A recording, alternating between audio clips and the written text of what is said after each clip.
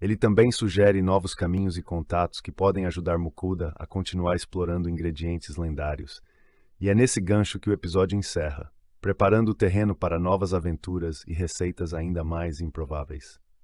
Esse capítulo é um verdadeiro banquete visual e narrativo. Mistura o sabor do humor da série, a fantasia envolvente do mundo dos monstros e, claro, a genial simplicidade de Mukuda, que segue provando que o seu talento culinário é, sem dúvida, uma das habilidades mais absurdas e poderosas de todo esse mundo.